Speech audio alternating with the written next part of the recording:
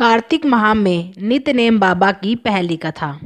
एक बार एक बूढ़ा बाबा घर से रोज कमाने निकलता और उसके रास्ते में एक मंदिर पड़ता था जहाँ बहुत सी औरतें बैठकर बाबा नित्यनेम की कहानी कहती थी। एक बार वह बूढ़ा उन औरतों से पूछता है कि तुम किसकी कहानी कह रही हो। वह बोली, बाबा हम नित्यनेम की कहानी कह रहे हैं, आप भी यह कहानी सुन सकते हो। वार सोमवार, वार मंगलवार, वार बुधवार, वार बृहस्पतिवार, वार शुक्रवार, वार शनिवार, वार रविवार, पीछे आया सोमवार जो महादेव का वार है। 9 निध 12 सिद्ध, बूढ़े बाबा तेरा आसरा, भरियो पीर सासरा। धन के ढेर लग गए। बाबा तेरे भाग का हुआ है, तेरे भाग का होगा तो घर में ही हो जाएगा। बूढ़ा घर गया तो बुढ़िया बोली कि कुछ कमा के लाया है। बूढ़ा बोला, हाँ बहुत कुछ कमा लाया हूँ। नित्यनेम का नियम लाया हूँ, जगा जोत की रोटी लाया हूँ। तू एक लोटे में चावल और चीनी डालकर ले आ, हम नित्यनेम की कहानी कहेंगे। दोनों ने नित्यनेम की कहानी कही। वार सोमवार, वार मंगलवार, वार बुधवार, वार बृहस्पतिवार, वार शुक्रवार, वार शनिवार, वार रविवार, पीछे आया सोमवार जो महादेव का वार है। 9 निध 12 सिद्ध, बूढ़े बाबा तेरा आसरा, भरियो पीर सासरा। धन के ढेर लग गए। बाबा तेरे भाग का हुआ है, तेरे भाग्य का होगा तो घर में ही हो जाएगा। अब बूढ़े के घर भी धन हो गया। बूढ़ा एक दिन बोला कि हमारे घर तो बहुत धन हो गया है, जाओ बेटी का भी पता ले आओ। बूढ़ा बेटी के घर गया। उसने पूछा कि बेटी तू सुखी के दुखी। बेटी बोली कि मैं तो बहुत दुखी हूँ, कुछ खाने को हो तो खा लेते हैं, नहीं तो मुंह पर हाथ फेर कर सो जाते हैं।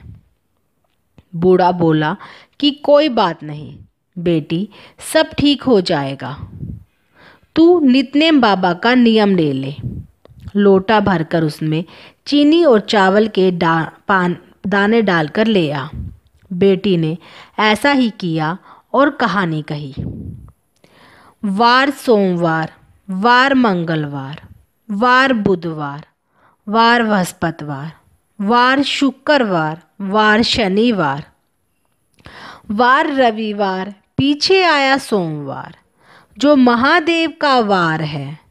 9 निध 12 सिद्ध, बूढ़े बाबा तेरा आसरा, भरियो पीर सासरा। धन के ढेर लग गए।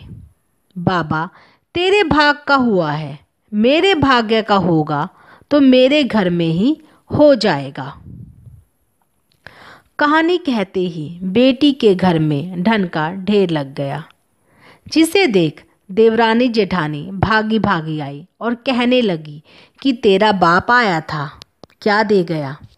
बेटी ने कहा, मेरा बाप तो बहुत कुछ दे गया। नित्यनेम बाबा का नियम दे गया, जगा जोत की रोटी दे गया।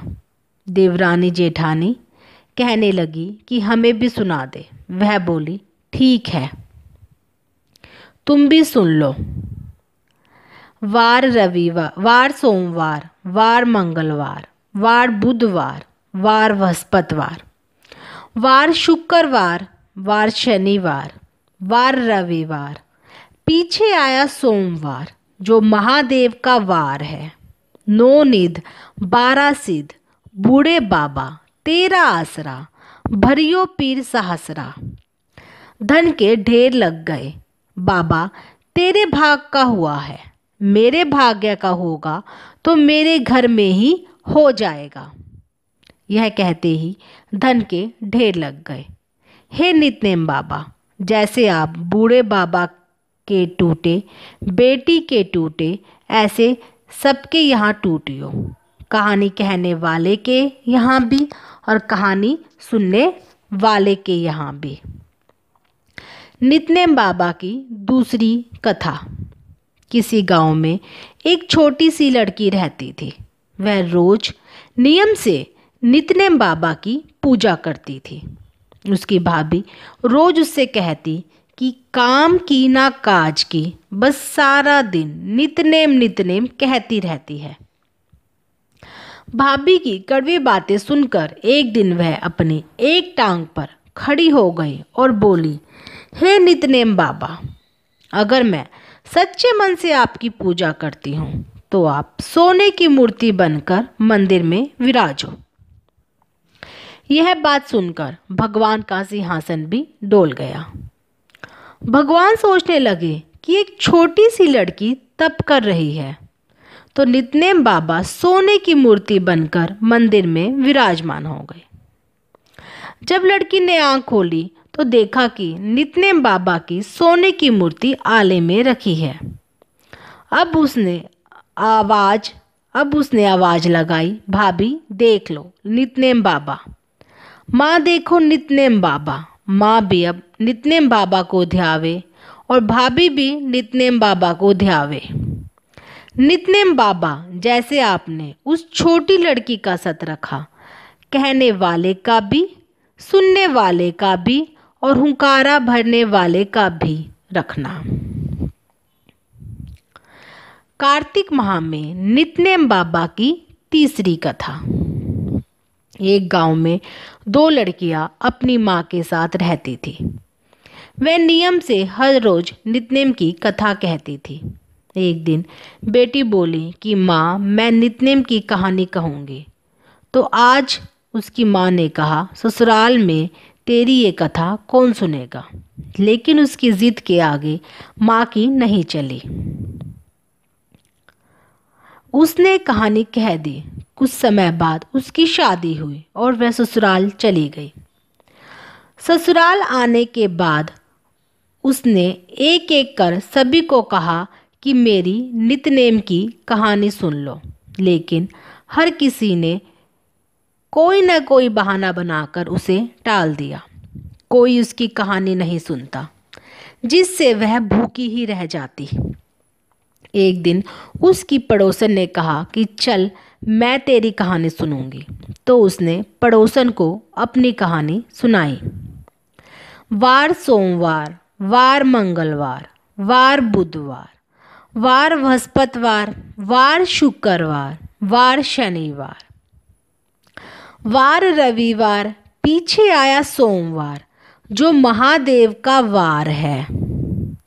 9 निध 12 सिद्ध, बूढ़े बाबा तेरा आसरा, भरियो पीर सहसरा, धन के ढेर लग गए। बाबा तेरे भाग का हुआ है, मेरे भाग का होगा तो घर में ही हो जाएगा। और रोटी खाई।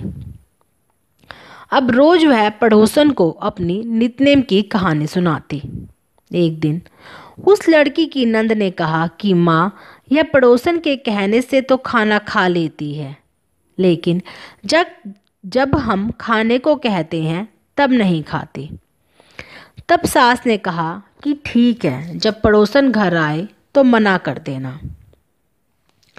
पड़ोसन ने अपने पति से यह बात कही तो पति बोला कि उसकी सास अगर मना कर तब कहानी सुनने मत जाना।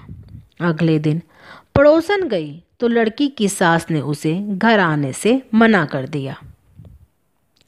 अब फिर से बहू की कहानी कोई नहीं सुनता था। एक दिन उसके ससुर ने उसकी सास से पूछा कि बहू कैसी है। तो उसने कहा कि बाकी सब तो ठीक है, काम कर लेती है, लेकिन खाना नहीं खाती है। ससुर ने कहा कि बड़े घर की बेटी है, शायद काम करने से थक जाती होगी, इसलिए तुम मुझसे काम मत कराया करो। काम ना करने पर भी बहू कुछ नहीं खाती, जिससे धर्मराज जी संकट में पड़ गए कि ऐसा क्या हो रहा है जो मेरा आसन डोल रहा है।